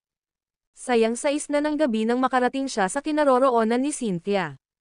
Lumapit siya sa gate ng villa at pinindot ang doorbell. Maya-maya, bumukas ang bakal na gate. Pumasok sina James at Maxine sa loob. Binuksan ng nasa katanghaliang gulang na lalaki ang pinto ng villa at naghihintay sa kanila. Si Luther iyon, ang mayordomo ng Dons. Magalang na binati ni Luther si James, Mr. Caden, welcome back. Ma'am, tumango si James. Then, he asked, kamusta si Cynthia? Napabuntong hininga si Luther. She's not doing very well. Nadagdagan ang cold energy sa katawan niya. Binigyan ko na siya ng gamot para ma-discharge, pero hindi na effective. Dalhin mo ako sa kanya. Pumasok si James sa villa. Ang air conditioning ng villa ay nakatakda sa pinakamataas na setting, kaya medyo masikip sa loob. Isang babae ang nakaupo sa sofa, nakabalot ng makapal na kumot na tanging ulo lang ang nakalabas. Si Cynthia pala, nakaupo sa tabi niya ang isa pang babae sa edad na 20s. Ito ay walang iba kundi si Tiara. Nang makitang pumasok si James, agad na tumayo si Tiara at tinawag siya ng matamis, James, bumalik ka na.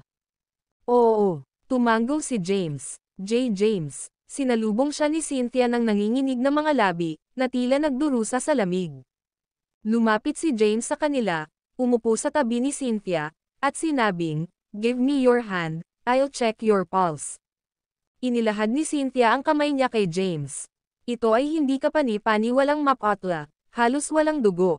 Hinawakan ni James ang kamay niya at parang nahawakan niya ang isang bloke ng yelo. Kinuha niya ang kanyang pulso, at ang kanyang ekspresyon ay naging malungkot kaagad. Ang malamig na enerhiya sa katawan ni Cynthia ay nagsimulang makaapekto sa kanyang katawan at naging dahilan para bumagal ang daloy ng kanyang dugo. Ang ilang mga organo ay nagsimula ring maapektuhan nito. Kung walang paggamot, hindi siya magtatagal ng mas matagal. Napatingin si Maxine kay Cynthia. Nabalitaan na niya noon ang kalagayan ni Cynthia. Si Maxine ay mula rin sa Cadence, isang pamilyang napakahusay sa medisina sa loob ng libu-libong taon. Kaya naman, nakakuha din siya ng ilang mga kasanayang medikal mula kay Tobias noong bata pa siya. Pwede bang tingnan? Tanong ni Maxine. Okay. Binitawan ni James ang kamay ni Cynthia. Umupo si Maxine at tiningnan ang pulso ni Cynthia. Siya ay nilalamig. Nagulat si Maxine at hindi napigil ang mapasigaw. Maingat niyang dinama ang pulso ni Cynthia ng ilang segundo at nagsalin ng kaunti ng kanyang true energy. Ang video na ito ay edited by Urban Storytelling. Kabanata 904. Gayunpaman, ang tunay na enerhiya na pumasok sa katawan ni Cynthia ay nawala ng walang bakas, na parang lumubog sa dagat. Tanong ni James, nakatuklas ka ba ng kahit ano? Bagamat si James ang may pangalawang tomo ng medikal na aklat, pangunahing naitala nito kung paano gamitin ang crucifer at iba pang paraan ng paglilinaw. Mayroon din itong set ng martial arts techniques na hindi pa pinag-aralan ni James. Hindi niya matukoy ang kalagayan ni Cynthia. Nagsalubong ang kilay ni Maxine habang nag-iisip ng ilang segundo. Pagkatapos, tinanong niya, bukod sa pakiramdam ng malamig, naramdaman mo ba ang anumang iba pang mga sintomas? Sagot ni Cynthia, minsan magkakaroon ako ng matinding sakit ng ulo, pagkahilo, palpitations, at iba pa. Nilingan ni Maxine si James at sinabing, kung hindi ako nagkakamali, mayroon siyang hindi kapani-paniwalang bihirang pangangatawan na ipinanganak para sa martial arts. Ipinanganak para sa martial arts. Natigilan si James. Oo, nang maramdaman ko ang kanyang pulso, nagsalin ako ng kaunting true energy sa kanyang katawan, ngunit agad itong nilamon ng cold energy sa kanyang katawan. Ang cold energy sa kanyang katawan ay hindi kapani-paniwalang kakaiba at nakakapanghina. Nag-practice ng martial arts, sa patnubay ng isang dalubhasa noong bata pa siya, natutunan sana niyang i-concentrate ang kanyang cold energy at linangin ito sa true frost energy pagkatapos. Magagamit niya ito bilang kanyang lakas. Nakaya niyang tiisin ang lamig at maging grandmaster. Biglang umiling si Maxine at bumantong hininga, gayunpaman, na-miss niya ang pinakamagandang oras para magsanay, at medyo huli na para magsimula ngayon. Anong pinag-uusapan ng mga lalaki? Anong ibig mong sabihin sa martial arts at true frost energy? Binawi ni Cynthia ang nanginginig na mga labi ngunit hindi siya makapagsalita ng matatas. Ang ibig niyang sabihin ay maaari mong maipan ang cold energy sa iyong katawan at gamitin ito bilang isang malakas na puwersang-puwersahin, matiyagang paliwanag ni James. Matapos magpaliwanag ng mahabang panahon, naunawaan ni Cynthia ang diwa nito. Sa sandaling tinulungan niya si Cynthia na maunawaan, nilingan ni James si Maxine at tinanong, paano natin ito malulutas ngayon? Sabi ni Maxine, una, kailangan nating alisin ang cold energy sa kanyang katawan para bumalik sa normal ang kanyang sariling katawan pansamantala. Pagkatapos, kailangan niyang mag-cultivate para kapag lumitaw ang cold energy sa kanyang katawan, muli, maaari niyang makuha at gamitin tulad ng true energy. Sumagot si James, sige. Mayroon ka bang solusyon para mawala ang cold energy sa kanya? Kung wala ka, kailangan kong gawin ito. May paraan si James na ilabas ang cold energy kay Cynthia. Gayunpaman, kailangan niyang hiyubot-hubad upang maalis ito. Siya ay isang tao, at kung ang salita ay lumabas, ito ay masira ang reputasyon ni Cynthia. Wala pa siyang 20 taong gulang, at ayaw ni James na kutsain siya dahil dito. Oo, pero sa tingin ko, medyo masasayang lang ang pag-alis nito sa kanya ng ganito. Noong nasa mansyon ka ng mga Caden, hindi mo ba ginamit ang iyong mga pilak na karayom para sumipsip ng true energy ni Lolo para masira ang iyong sisidlan at mga meridian? Kung maaari mo ring kunin ang cold energy mula sa kanyang katawan at i-absorb ito, mabilis na madagdagan ang iyong true energy. Bumilis ang tibok ng puso ni James matapos marinig ang suhestyon niya. Kakasimula pa lang niyang makipag-ugnayan sa internal martial arts at wala pa siyang masyadong alam tungkol dito. Ibig mo bang i-absorb ko ang cold energy at i-convert ito sa true energy ko? Tumango si Maxine. Theoretically, ang cold energy ay purong true frost energy, ngunit hindi ito makokontrol ni Cynthia, kaya nagiging pabigat ito sa kanya. Kung kaya mo itong i-absorb, iligtas tayo nito ng maraming problema. Hayaan mo akong mag-isip tungkol dito. Umupo si James sa sofa, malalim ang iniisip. True energy channeling. Bulong ni James. Ang ibig sabihin ni Maxine ay ang kanyang true energy ay maaaring i-channel mula sa katawan ng isang tao papunta sa isa pa para ma-absorb. Walang ganitong paraan ang naitala sa ikalawang tomo ng medikal na aklat. Gayunpaman, ang crucifer ay may mga mahimalang epekto. Kahit nawala ang mga ito, posible ito sa mga regular na karayom ng acupuncture. Pagkatapos mag-isip tungkol dito ng ilang sandali, sinabi niya, maaaring ito ay magagawa. Gayunpaman, kailangan kong bumalik at nagsimula alang ito ng kaunti pa. Nag-aaral pa rin si James ng medikal na libro, at maraming bagay ang hindi pa niya lubos na nauunawaan. Sabi ni Maxine, sige. Bumalik ka muna at pag-isipan mo muna. Dito ako titira para bantayan si Cynthia. Walang mangyayari sa kanya na kasama ko siya sa relo. Wala lang ako sa tabi mo, at kung may umatake sa iyo, iyon ay. Kinaway-kaway ni James ang kanyang kamay at sinabing, bagaman wala akong true energy ngayon, eksperto pa rin ako pagdating sa external martial arts. Kahit na nahaharap ako sa isang first-rank grandmaster, maaaring hindi ko talo. Totoo yan. Tumango si Maxine. Kahit na walang true energy si James, hindi siya mahina. Kung gayon, babalik muna ako. Tumayo si James. Ang pangalawang volume ng medikal na libro ay nasa Villa ng mga Kalahan. Matapos iligtas si Tiara noong nakaraan, hindi na siya bumalik. Kailangan niyang bumalik sa Villa ng mga Kalahan kung gusto niyang ipagpatuloy ang pag-aaral ng medikal na libro. James, babalik ka ba sa mga Kalahan? Tanong ni Tiara.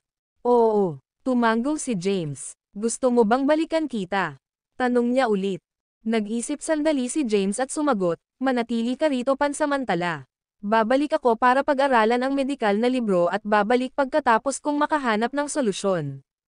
Ang video na ito ay edited by Urban Storytelling. Kabanata 905. Umalis si James sa villa ni Cynthia at diretsong sumakay ng taxi papunta sa mga Kalahan. Habang nakaupo siya sa taxi, nagsimula siyang maanod sa kanyang mga iniisip. Nakipaghiwalay na siya kay Thea, at bumalik lang siya sa Kalahan dahil pinagbantaan siya nito sa buhay nito. Bukod pa rito, nalasan si Thea ni Go, at nag-aalala siyang magkakabisa ito. Ngayon, mukhang gumanda ang pag-iisip ni Thea, kaya hindi na niya kailangan pang ipagpatuloy ang pamumuhay kasama ng mga Kalahan. Sir, nakarating na po kami. Bumalik sa katinoan si James matapos siyang paalalahanan ng driver. Sige, tumango si James, nagbayad, at lumabas ng sasakyan. Nagdilim na ang langit nang dumating si James sa villa ng mga Kalahan, na maliwanag na naiilawan. Lumakad siya at pinindot ang doorbell. Maya-maya, bumukas ang pinto. Isang lalaking nasa 20s na nakasuot ng mamahalin at nakaistilong suot ang nagbukas ng pinto. Si David iyon. Okay. Bahagyang natigilan si David nang makita si James sa pintuan. Nabawi niya ang kanyang katinoan at tuwang-tuwang sinabing, ikaw pala, James. Sa wakas ay nakabalik ka na. Pasok ka na. Hinayla ni David si James papasok ng bahay. Dati, bastos ang ugali niya kay James. Pakiramdam niya ay hindi karapat-dapat si James sa kanyang kapatid. Gayunpaman, mula nang nailigtas ni James ang kanyang buhay sa nakaraan at nalaman niya ang kanyang tunay na pagkatao, nakita niya si James bilang isang hindi kapani-pani walang kahanga-hanga at disenteng tao. Kahit anong tingin niya kay James ay nakakatuwang ito sa mata. Ang marangal na Diyos ng digmaan ni Saul, isa sa 5 commander, ay nagpakasal sa mga Kalahan at inutusan siya, ngunit siya ay nagsumikap ng walang reklamo. Kahit na hindi na siya ang Black Dragon, nadama pa rin ni David na labis na pinagpala ang kanyang kapatid na pakasalan siya.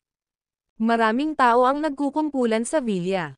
Hindi lang dumating ang dalagang pamilya ni Gladys, pati na rin ang karamihan sa mga Kalahan. Puno ng tao ang sala ng villa. Tatay, nanay, lolo, lola, tiyo, bumalik na si James. Dinala ni David si James sa loob at ibinalita ang kanyang pagdating sa tuktok ng kanyang mga baga.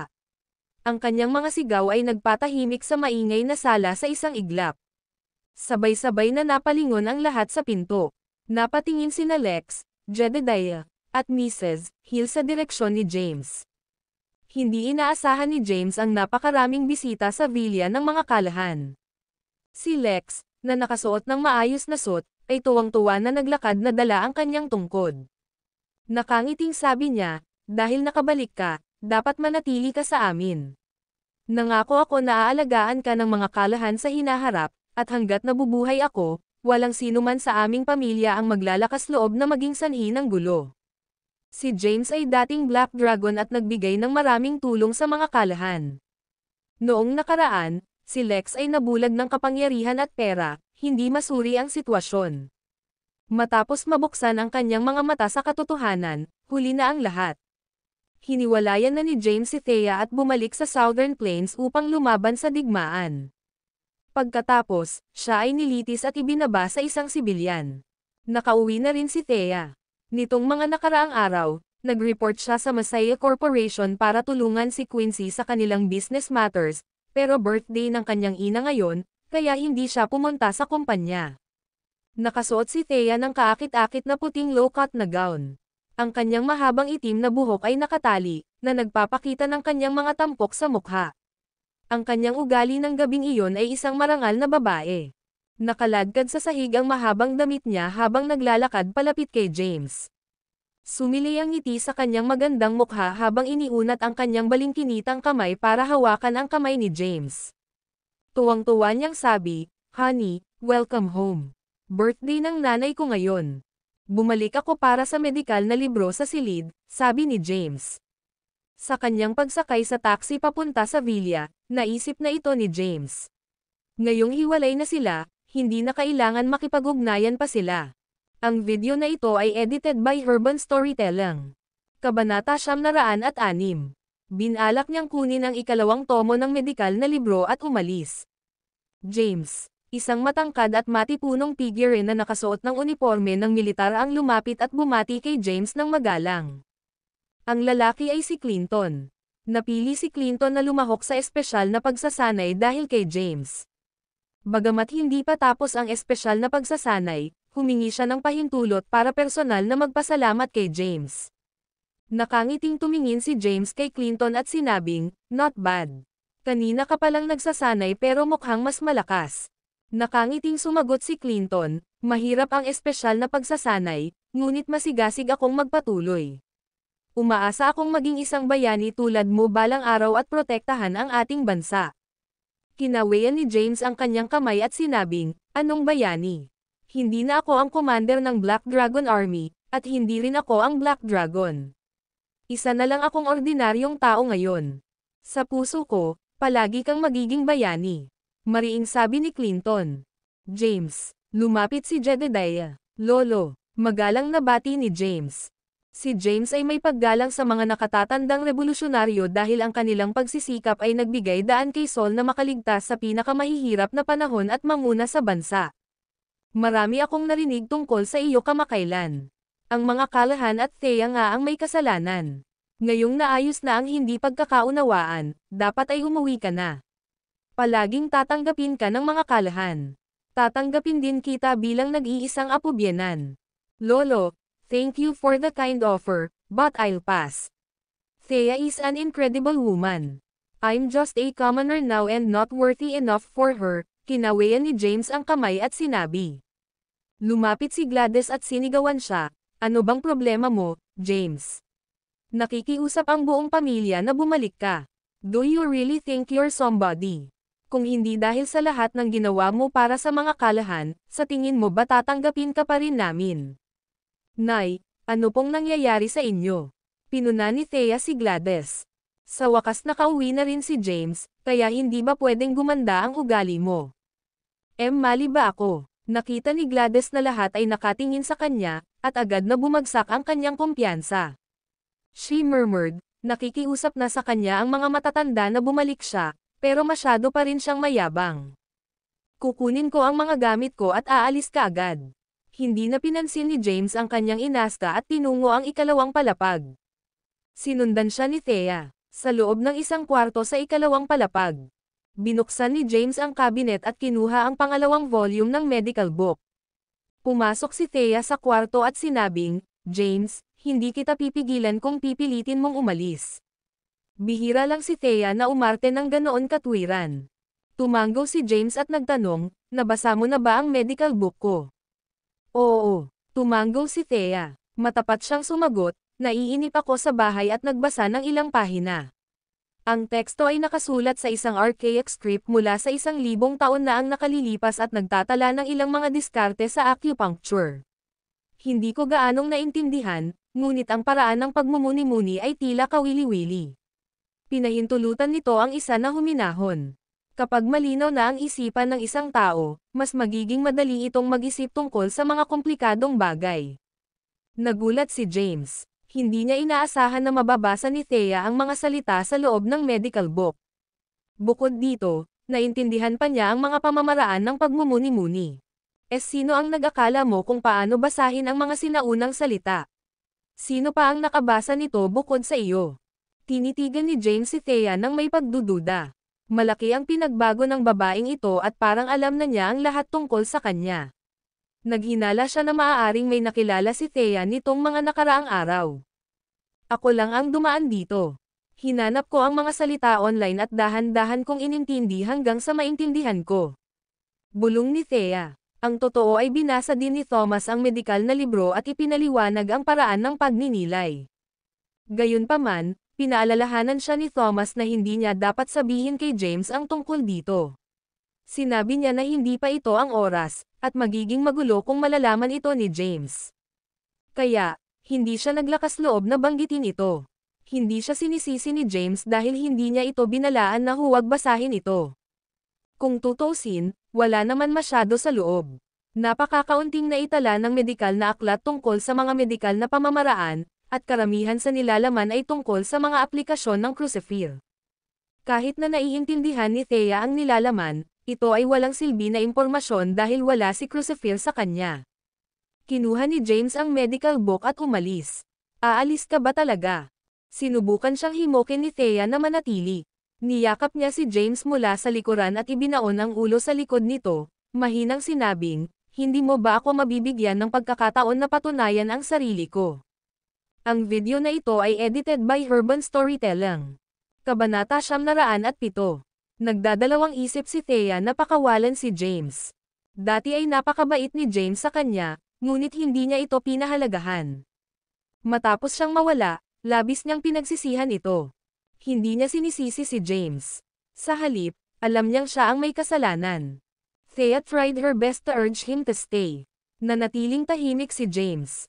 Nang makitang pilit siyang hinihikayat ni Thea, nakaramdam siya ng tukso na manatili ngunit hindi niya magawa dahil nangako siyang pakakasalan si Tiara. Siya ay isang tao na tapat sa kanyang salita. Dahil alam mo na ang lahat, dapat alam mo rin ang nangyari sa pagitan namin ni Tiara. Oo, alam ko. Binitawan ni Thea si James at sinabing, go if you want. Hindi na nagsalita pa si James. Tumalikod siya at umalis. Baka sa mukha ni Thea ang lungkot at kawalan. Sa ilalim ng lahat, nakaramdam siya ng resolusyon habang pinapanood si James na papalayo sa kanya. She murmured, I'm not giving up. Kahit na kailanganin kitang habulin hanggang sa dulo ng mundo, tiyak na ibabalik kita. Nagtiwala siya. Naniniwala si Thea na hanggat ginawa niya ang kanyang makakaya at naging mas mabuting tao, babalikan siya ni James sooner or later. Kapag nangyari iyon, hindi na sila maghihiwalay habang buhay. Bumaba ng hagdan si James. Ang mga mata ng lahat ay nasa kanya. Walang sabi-sabi, lumabas siya ng villa at umalis. Pagkaalis niya sa kanilang paningin, nagsimulang magtsismisan ang mga kalahan at ang mga burol. Maya-maya ay bumaba na rin si Thea sa hagdan. Tanong ni Lex, Thea, anong nangyari? Bakit mo siya hinayaang umalis? Thea muttered, it's alright. Let him go for now. Sooner or later, babalikan niya ako. Pagkaalis ni James sa villa ng mga kalahan, lumingon siya at tumingin sa maliwanag na lugar. Matagal na siyang wala sa kalahan o kasal kay Thea. Ilang buwan pa lang, Pero tumatak na sa isip niya si Thea. Kahit hiwalay na sila, na-miss niya ang mga sandaling kasama siya. Sa kasamaang palad, ang kapalaran ay naglaro ng isang malupit na lansihin sa kanya. Siguro gumawa talaga siya ng sarili niyang kama para mahigan. Ang lahat ay sanhi ng kanyang mga aksyon. Napakaraming bagay ang nangyari ngayon. Sa pagitan ng pagmamahal at pananagutan, pinili ni James ang huli. Nagkamali siya at kailangan niyang panagutan iyon. Bukod dito, si Tiara ay isang disente at mabait na babae. I'm sorry, Thea. Tumayo si James sa labas at tumingin sa buhay na Vilya. Pagkatapos, he murmured guiltily, I've failed as your husband. I didn't do my best, but I've no choice but to let you down now. Ilang minutong nakatayo si James sa labas ng Vilya bago tuluyang tumalikod para umalis. Samantala, wala na sa mood si Thea na nasa loob ng Vilya na dumalo sa birthday party. Bumalik siya sa kanyang silid, tumayo sa balkonahe, at tulala na nakatingin sa kalangitan sa gabi. Umalis si James sa Vilya ng mga kalahan at bumalik sa bahay ni Cynthia. Pagdating niya, kararating lang din ni Quincy doon. James, bakit ka bumalik dito? Tanong ni Tiara pagkapasok niya sa bahay. Napatingin din sina Maxine at Quincy kay James na naguguluhan sa pagbabalik nito. Akala nila ay mananatili si James sa mga kalahan, at wala sa kanila ang umaasa na babalik siya ng ganoon kaga. Paliwanag ni James, matagal ko nang hiniwalayan si Thea. After some thought, parang hindi nararapat para sa akin na tumira sa Vilya ng mga kalahan. Cynthia, I'll stay at your place for the time being. May objection ka ba? Panipi. Nakabalot si Cynthia ng kumot, nanginginig sa lamig. Sa nanginginig niyang ngipin, sumagot siya, G, gawin mo ang gusto mo. Maraming bakanteng kwarto sa second floor. Alright, I'll head upstairs to read my book. Tumalikod si James para umakyat sa hagdan. Sabi ni Cynthia, Tiara, you lead James upstairs. Agad namang tumango si Tiara. Lumapit siya at sumigaw, James, ihahatid na kita. Hindi tinanggihan ni James ang alok. Ang video na ito ay edited by Urban Storytelling. Kabanata 908. Dinala ni Tiara si James sa ikalawang palapag, tinulak ang isang pinto, at sinabing, James, maaari kang manatili sa silid na ito. Ang mga kumot at lahat ng bagay sa loob ay bagong binili. Sige, tumango si James. Naglakad siya papasok ng kwarto. Sinundan siya ni Tiara na may pag-aalinlangan na parang may gustong sabihin, tumingin sa kanya si James at tinanong, may sasabihin ka ba? Bahagyang nahihiya si Tiara at namula ang kanyang magandang mukha. James, kayo ni Thea. She paused, summoned the courage, and asked, di bumalik ka ba dahil sa akin? I already told you I don't want to force you, and I sincerely wish the best for you and Thea. All gusto maging maayos kayong dalawa. Kalokohan, stop overthink it, lumabas ka muna, I want to continue reading my book. Okay, mahinang sagot ni Tiara at naglakad palabas.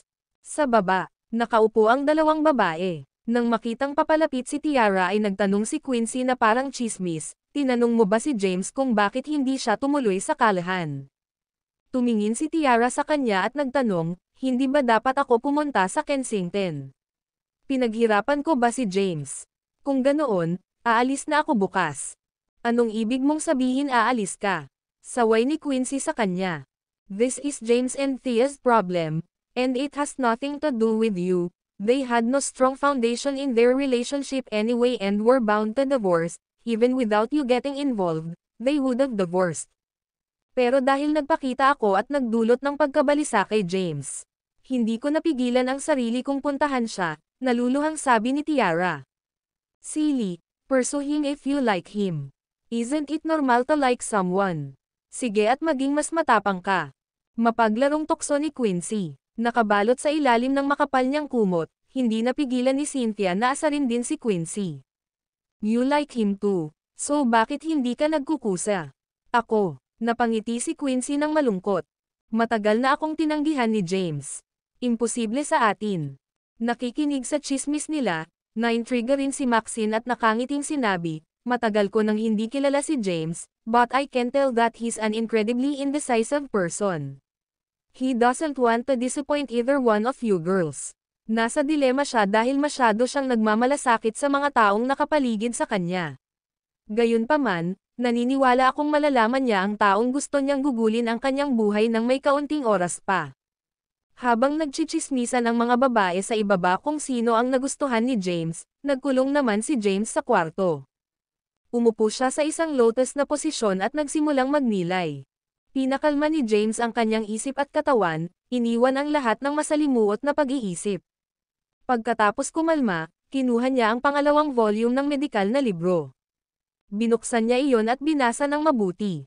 Ang pangalawang dami ng medikal na aklat ay pangunahing nagtala ng mga aplikasyon ni Crucifer.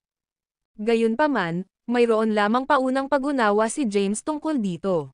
Binasa niya ang librong medikal at isinalin ang mga sinaunang salita sa kanyang isipan sa modernong wika.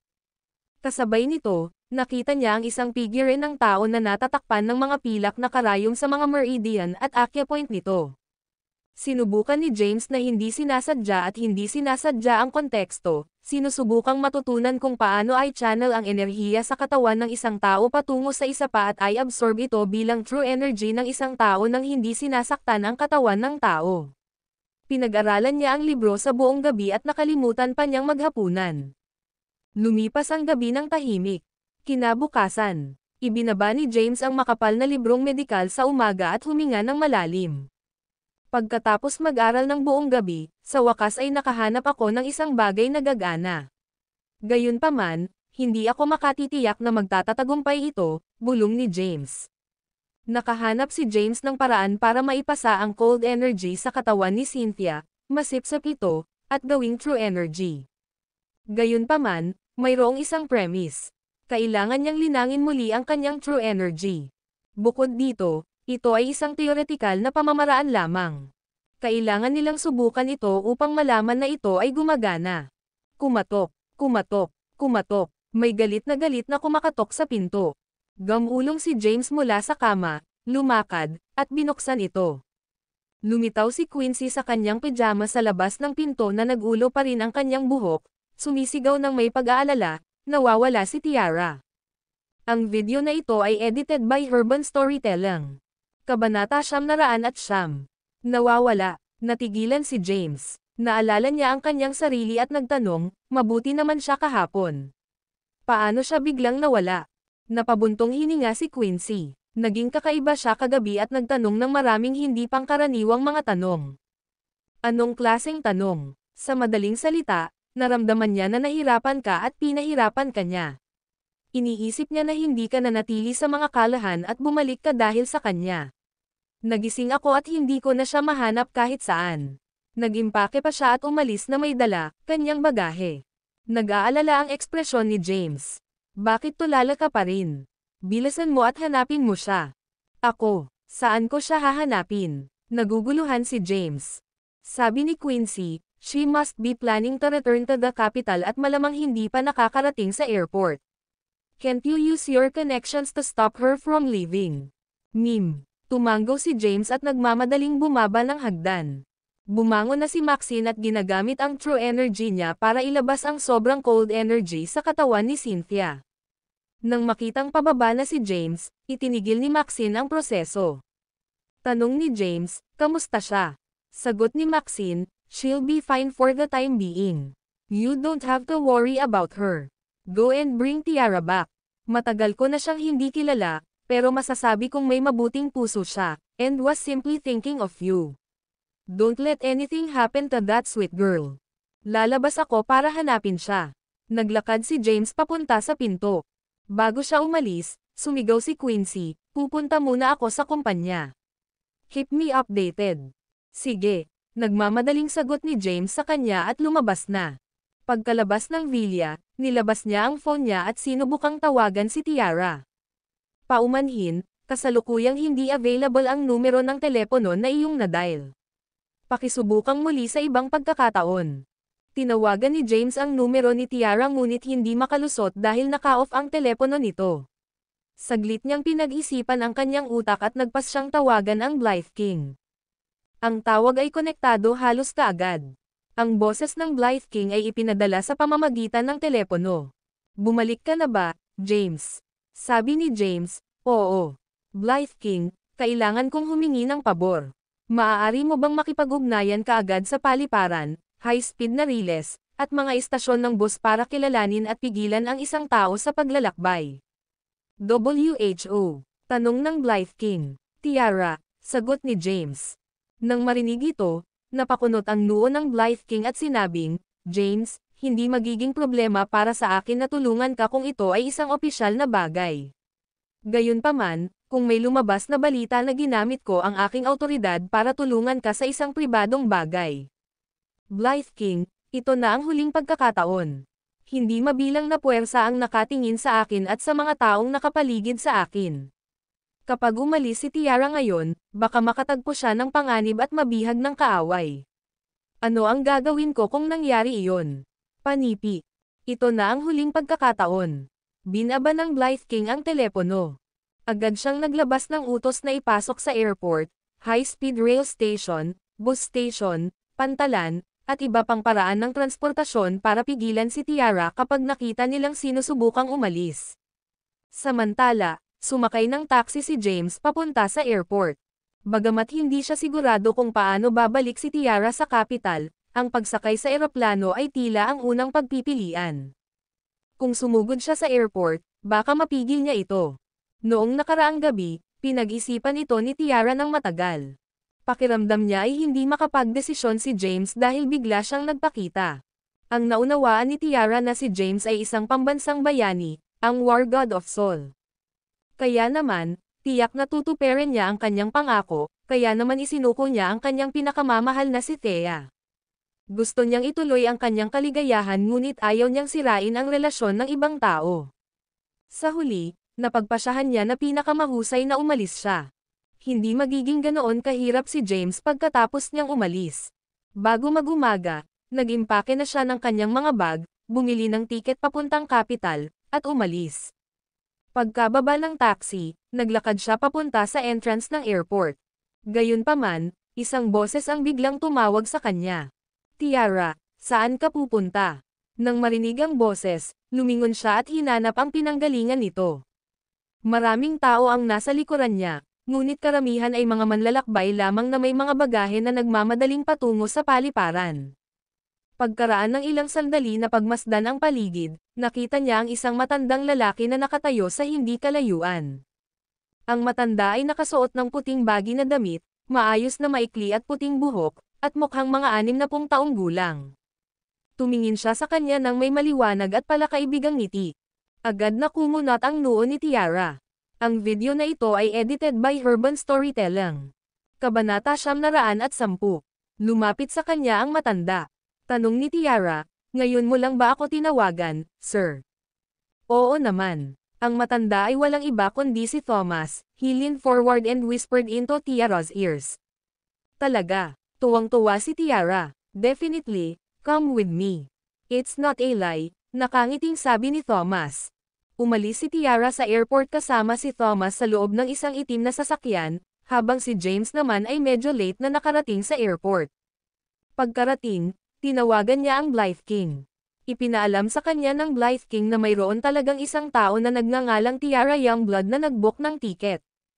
Gayunpaman, hindi siya sumakay sa eroplano. Kumunat ang noo ni James nang marinig ang balita. Hindi siya sumakay sa eroplano. Oo, lumipad na ang flight na nabook niya, pero hindi siya sumakay sa eroplano. Sige, nakuha ko. Binaba ni James ang telepono, naupo siya sa hagdan sa labas ng airport, humihit-hit ng sigarilyo na nag-iisip. Saan siya pupunta kung hindi siya sumakay sa eroplano? Bulong ni James sa sarili. May nangyari ba sa kanya? Biglang nabalisa si James, at tinawag niyang muli ang Blythe King. Blythe King, gamitin mo ang intelligence network mo at tulungan mo akong mag-imbestiga kaagad. Masama ang pakiramdam ko na baka may nangyari kay Tiara. Okay, walang pag-aalinlangan na sang-ayon ng Blythe King. Matapos ibaba ang telepono, dali-dali niyang inactivate ang Military Intelligence Network. Nangolekta pa siya ng surveillance footage malapit sa airport. Hindi nagtagal, nakakita siya ng ilang mga pahiwatig. Matiyagang naghihintay si James sa labas ng airport. Pagkaraan ng 10 minuto, natanggap niya ang surveillance footage mula sa Blythe King. Makikita sa footage na kausap ni Thomas si Tiara at sinundan siya nito sa isang sasakyan. Tapos, tumunog ang phone ni James. "I've already sent the footage to you." Huling nakitang umalis si Tiara kasama ang lalaki sa loob ng video. Hindi pa rin alam ang pagkakakilanlan ng lalaki, ni hindi pa namin natunton ang kinaroroonan ng itim na sasakyan. Sige, binaba ni James ang telepono. Tinitigan niya ng mabuti ang video at nag-zoom in dito. Bahagyang malabo ang footage kaya mahirap makita ang mukha ni Thomas. Gayunpaman, naramdaman ni James na tila hindi kapani-pani walang pamilyar sa kanya ang lalaki. Sino ang lalaking ito? Ano ang sinabi nito kay Tiara para kumbansihin itong sumunod sa kanya? Ungol ni James. Biglang bumilis ang tibok ng puso niya. Lolo. Kinilala niya ang lalaki sa loob ng video. Ang tao ay ang kanyang lolo, na na-frame 10 taon na ang nakalilipas, na naging sanhi ng kanyang pagtalikod sa ama ni James at sa huli ay nasunog siya hanggang sa mamatay sa impyerno. Imposible ito, umiling si James. Hindi maaaring si lolo. Namatay siya 10 taon na ang nakakaraan. Hindi ito maaaring siya. Ngunit ang taong ito ay mukhang napakahawig sa kanya. Halos magkapareho sila. Kung hindi si lolo, sino pa kaya ito? Natarante si James. Pagkaraan ng ilang sandali, naalala niya ang kanyang sarili at ipinadala ang video kay Jay. Hiniling niya, gamitin ang iyong underground intelligence network para malaman ang pagkakakilanlan ng matanda sa video na ito. Gusto ko ang bawat piraso ng impormasyong may kaugnayan sa kanya. James, it'll take some time for me to gather intel about him. I'll report to you in 3 days. Hindi, dapat ay mayroon ako nito bago magdilim ngayon. Giit ni James. Walang magawa si Jay. Sa lahat ng ito, palagi niyang tinutulungan si James na maghanap ng impormasyon. Sige, I'll do my best. Sagot ni Jay at ibinaba ang telepono.